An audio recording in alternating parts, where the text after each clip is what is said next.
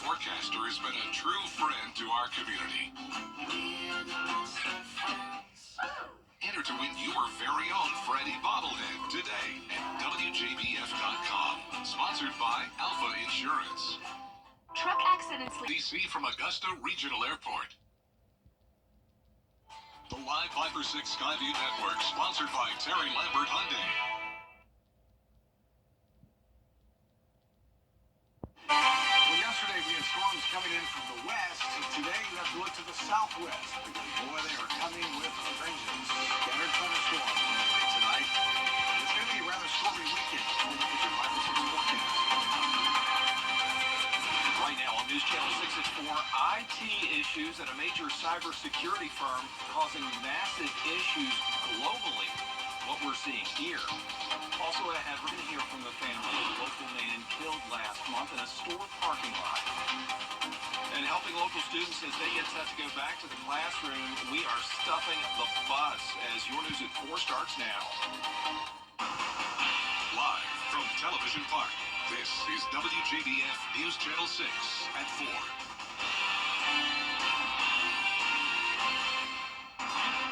Good afternoon, everybody. I'm Brad Means. Thanks for joining us. Jenny is off today. Coverage you can count on begins with that massive internet outage all over the world today. It grounded flights, it knocked banks and media outlets offline. Microsoft says it is working to fix the issue. It has not explained the cause.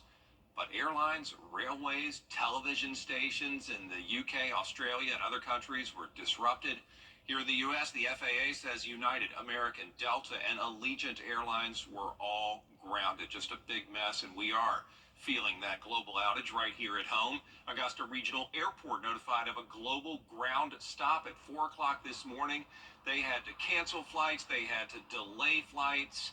Hannah Latier knows that. She's been covering this story all day. She's live now with more. Hannah? Brad, an airport spokesperson told me that both Delta and American Airlines were showing the dreaded blue screen this morning, affecting the aircrafts and the check-in process. At around 8 a.m., American Airlines began flight recovery with delayed flights. Delta airline flights were showing up canceled except for one, which was delayed. The airport was quiet today, with some trying to get their flights sorted out and many having to change their travel plans altogether. However, they seem to be taking it well. Right now, people have been informed, but the airlines are communicating directly with their passengers, and the airport, we have been putting out information as well just to make sure you're staying up to date on everything. And it was a trickle effect this morning. We didn't have a mass crowd out here, and no one was upset. Everybody understood, so we've been very fortunate here.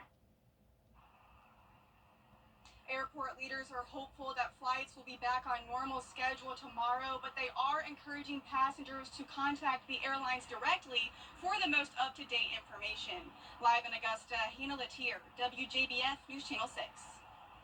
It is time now for our first check of the weather, and for that, let us check in with our chief meteorologist, Tim Miller. Thank you there, Brad. And we'll first start off by going over to Bush Field, where they're about ready to take Brad's plane and put it in the hangar because of the possible storms coming. So Brad's plane is going to be safe. You can tell the clouds look like they're going to storm at any minute. I don't know if Brad has a plane or not. He'll have to tell you about it. Okay, we'll talk about that later. In the meantime, here they come, right out of the southwest, as promised. And boy, they are coming fast and furious. This will be some pretty decent rain for us, some decent lightning, possibility of some localized flooding and gusty winds over the next few hours as these storms march our way.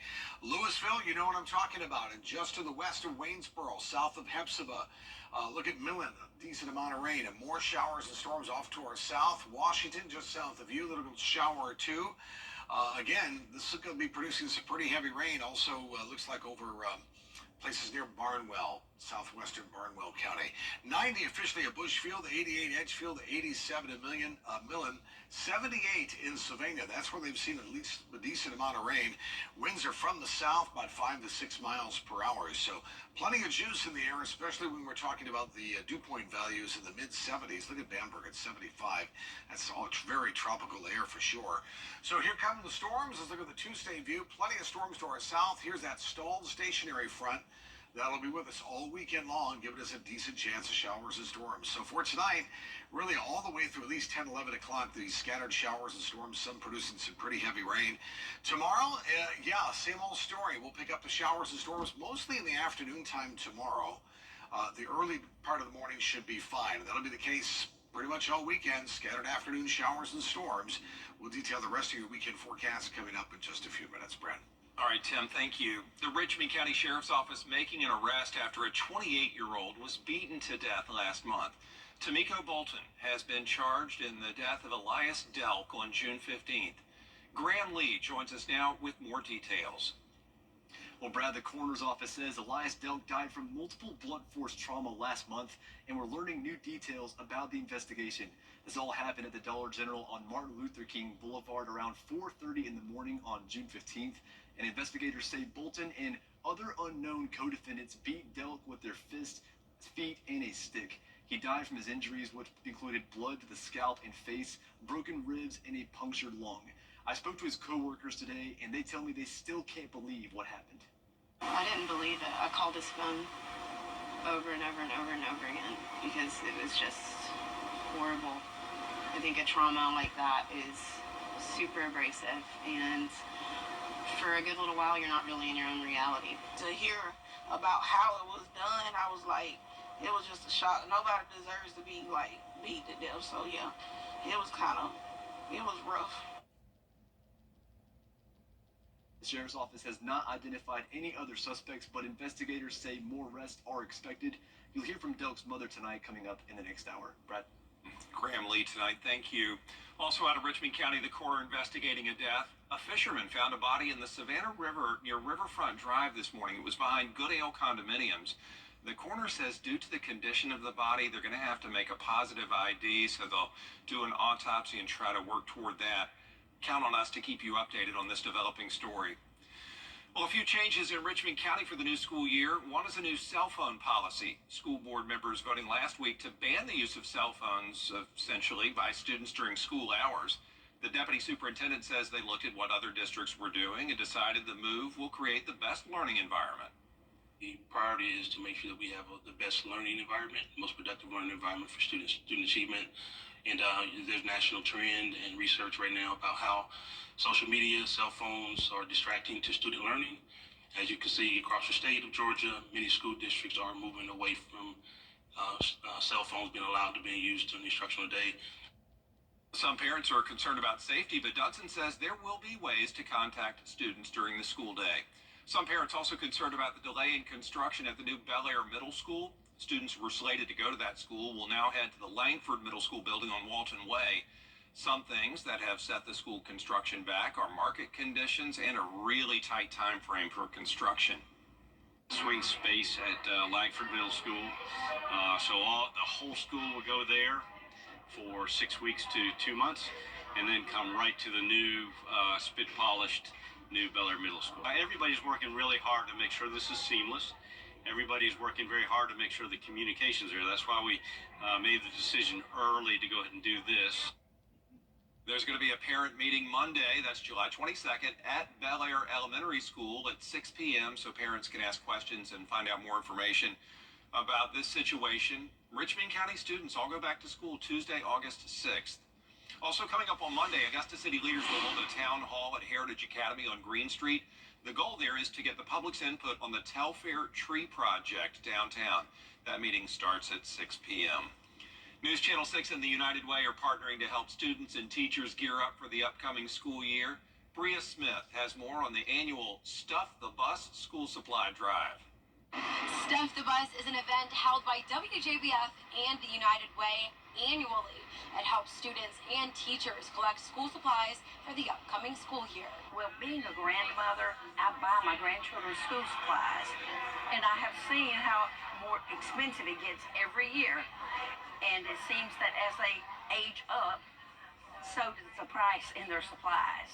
But Yvonne Meeks isn't the only volunteer feeling the costs of school supplies and helping to lessen that load. I am here as not only as a United Way board member, but I'm also here as a mother with a son in middle school. So I know firsthand, one, how many school supplies they need to start off the school year, but then also how expensive those school supplies are. That's the reason volunteers say they showed up to help. You're looking at $800, $900 for clothing and back-to-school supplies. A lot of families can't do that, so with Stuff the Bus, with the donations that we get, we're able to help those students in the classrooms. So these go to the schools. The teachers then disperse to the students that need them. During Friday's drop-off event at the Kroc Center, all kinds of school supply donations were delivered and packed onto buses. Everything from colored pencils to protractors, graph paper, regular composition notebooks, glue, hand sanitizer, Lysol wipes. There's so many tools and supplies that the teachers need to help their classroom run efficiently, run safely, and to run healthy as well. From the drop-off location, all school supplies are distributed throughout parts of the CSRA. Richmond County will disperse to their schools, and then Columbia County will disperse them to their schools. And then we have a separate one for Burke County. While the Augusta drop-off event is over, another drop-off event will take place Saturday, July 20th in Waynesboro. For more information on times and location, visit WJBF.com. In Augusta, Bria Smith, WJBF, News Channel 6. A new program that connects local communities to nutritious meals. A live look for you now at the Stop Farmers Market. It's a mobile farmers market. This is their very first stop. It's at the Windsor Plaza on Windsor Spring Road from 5 o'clock until 9 p.m. Fresh produce will be available. Commitment to health and wellness is what this is all about. STOP stands for Sustainable Tasty Outreach Project. A good live look at it there. I know it'll be busy coming up when they crank it up at 5. Still ahead. Learn all about the Augusta Canal in today's edition of Hometown History. Well, we're tracking the number of thunderstorms in some of these areas. It's pretty heavy rain and a lot of frequent lightning. There are lightning detected 719 strikes here in the last 15 minutes. All that headed our way. Details through 5 or 6 forecast. Got the Bus is sponsored by WJBF News Channel 6, United Way of the CSRA, and are giving your best partners. The Augusta Canal is one of Augusta's most recognizable landmarks. Many people drive across it or run, walk, and bike beside it every day. In this month's Hometown History, Kim Vickers dives into learning more about its origins and how it saved Augusta. Kim? Brett, thanks. The Augusta Canal has been part of the Garden City's landscape for nearly 180 years. Since it was built, it was used for water power, transportation, and the city's primary water supply. In fact, it's the only canal in the country still being used for its original purposes.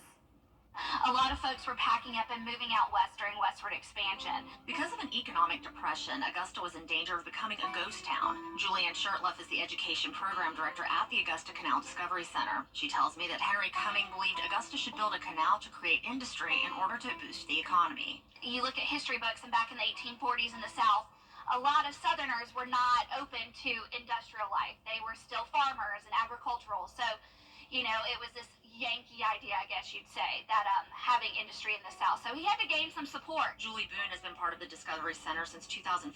She tells me that once Cummings secured the support he needed, he had to figure out how to pay for it.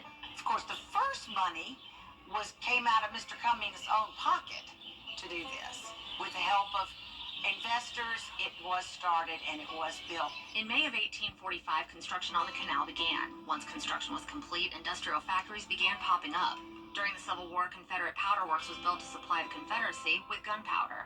It made over 3 million pounds of gunpowder by the end of the Civil War, the second largest gunpowder factory in the world. In 1872, work to widen the canal began, and with it came more industry. Sibley, Enterprise, and John P. King Mills were built and brought more people to Augusta. And people moving in, they could work in these factories. It was a job that women could have and make money. Children would work in the factories and help their family. As industry continued to flourish, tourism came along with it. We became a winter resort with big hotels and big golf courses. And you know where that led to? Led, of course, to the building of Augusta National. Bobby Jones came here as a tourist and played a little golf and liked it. Over time, the factories began to close and move overseas, and the now polluted canal was neglected by the city. With several tragedies happening in the area, people have reported some spooky sightings, including Maud, who worked and died at Sibley Mill. So she was murdered in 1906 by her jilted lover, and she is seen by many workers throughout the years, and they even did a Ghost Asylum TV show on Maud a few years ago. It's clear by the many people who use the canal trails in Columbia and Richmond counties today that previous efforts to save the waterway were indeed successful. The Augusta Canal is still functioning, and it's a thriving tourist spot.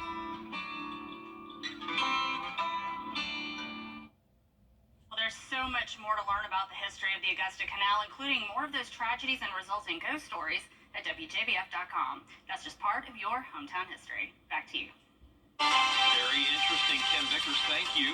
Coming up, a live look from our nation's capital, where new calls from Democrats are urging Joe Biden to drop out of the presidential race. There it is. A live report for you next.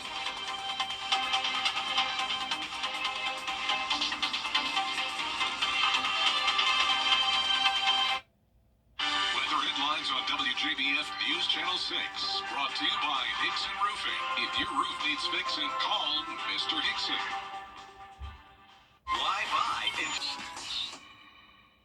Every day, ordinary people in the CSRA do extraordinary things to serve our community. Each month, News Channel 6 recognizes these outstanding volunteers with the Giving Your Best Award.